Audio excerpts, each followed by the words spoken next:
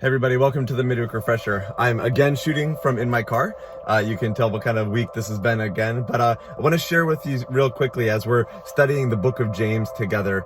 I was reading for myself James 1 this week in my own times with God, just because I want to be, walking along with the teaching series that we're doing. And there's a verse that stuck out to me that says, therefore, says chapter 1, verse 21, therefore get rid of all moral filth and all the evil that is so prevalent, and humbly accept the word planted in you, which can save you.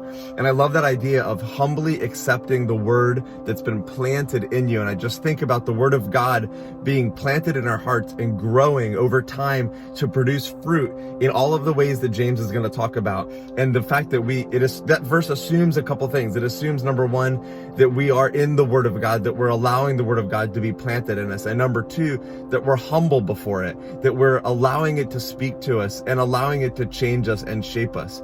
And then what it says is that it will save us. And I love the way that James talks about the word of God is not this restrictive thing, but the word of God is something that gives us freedom and life. In fact, he encourages us not to be people who just hear the word, but to do it. And he says we should be like people who look into, so he says, whoever looks intently into the perfect law that gives freedom and continues in it, not forgetting what they have heard, but doing it, they will be blessed in what they do. And so I love that he calls it the perfect law that gives freedom. This is why we are to humbly accept the word that's planted in our hearts, which can save us. This isn't a word that brings pain or death. This is a word that brings life, that rescues us from the world, that gives us grace, and that is perfect, that gives us freedom, that in following the word of God, we find true freedom. And I love how he talks about that. And he says, listen, if you want to really know the freedom that comes from the word of God,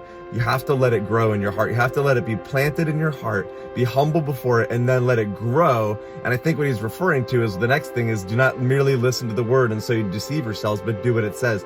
Let the word of God planted in our hearts, in my heart, grow to fruit that looks like what I do with my life and how I talk and how I treat my children and how I treat my friends. And so that's my encouragement for us today as we lean into James, and we're going to kick off another week next week or this Saturday night of James, is just really asking the Lord to grow the word of God in our heart, in our lives, so that it can bring us life and save us from sin and save us from ourselves and from this world. So that's my encouragement today. Looking forward to seeing you Saturday night in person and Sunday morning online.